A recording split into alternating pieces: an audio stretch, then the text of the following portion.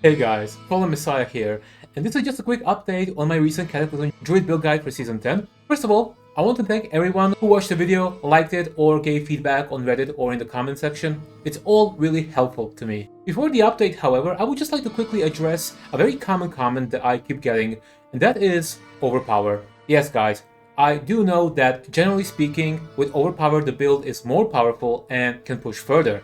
I know.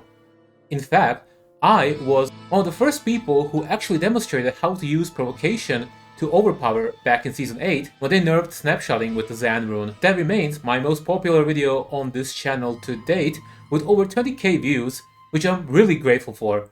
So I'm definitely very much familiar with it. However, I have very intentionally and deliberately avoided Overpower on this build. So that is very much by design. I felt that the build has been shackled by Overpower for far too long. Playing around, all the buff rotations and everything always frustrated me a little. And I felt that this season, with all the multipliers that are available to us right now, was finally a perfect opportunity to break away from that. In short, the core idea of my version of Cataclysm is making the build as streamlined, as easy, and as simple as possible. A plug-and-play experience where we gain all the buffs through natural gameplay. I always felt that is Cataclysm at its best, and with that idea in mind, I went on a mission to make it as powerful as it can be. Of course, if you still want to play with Overpower, you're more than welcome to. But hopefully this video, as well as the last one, will have proven that you don't have to. Now, on to the update itself. I won't bore you again with another 40-minute video, and I'll keep this as simple as possible. While I was very pleased with the end result of my build, after I released the video, I felt as if I was missing an important piece of the puzzle. Then, I decided to check Maxwell's version of the Cataclysm Druid for the first time this season, and found a very important interaction that, to be honest, I didn't even consider. I kind of missed it. So we're talking about Malefic Crescent. This one little item, in combination with the Lupine Ferocity key passive, is a complete game changer and easily increases our top pit clear by at least 5 to 10 levels. So basically, not only that, but it actually slots into this build perfectly. How? Let me show you. All we're going to do is we're going to change Malefic Ring from the Chaos Armor, we're going to move it back to the ring slot. And then we're gonna use the Malefic Crescent and replace the Mjolnir Ring on the Chaos Armor slot. So now we have Tempest Roar, Lochran's Talisman, and Malefic Crescent.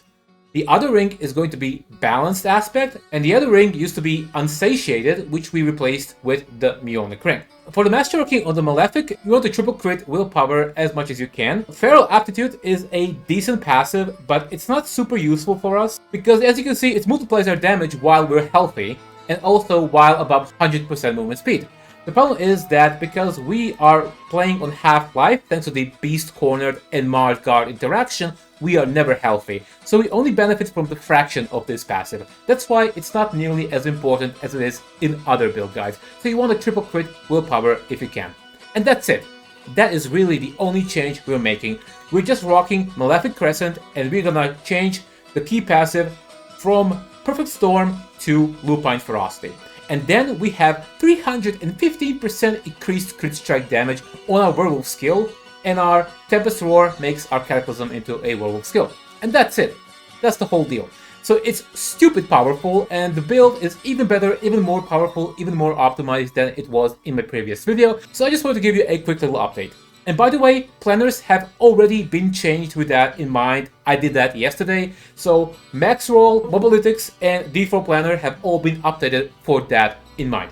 And one final little note, you want to make sure you have 100% crit strike chance at all times, because ultimately, if you're not critting, you're not benefiting from the Malefic Crescent. If you're using Air of Perdition, this is super easy, because Air plus Lochran's Talisman kinda caps out your crit strike chance.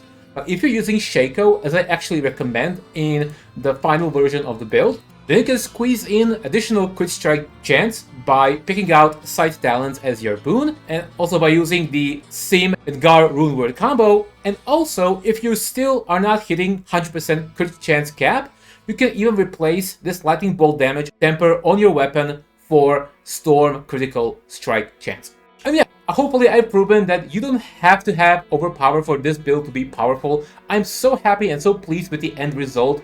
Just the sheer fact that we can get to PC tiers 105, 110 without any overpower whatsoever with Cataclysm in the season, for me, is amazing, and I'm super happy about that. That's gonna be it for me, guys. If you like these kind of videos, please consider subscribing, and also stay tuned as there are gonna be more build guides coming up very soon. I'm Polar Messiah, and I'll be seeing you in the next one.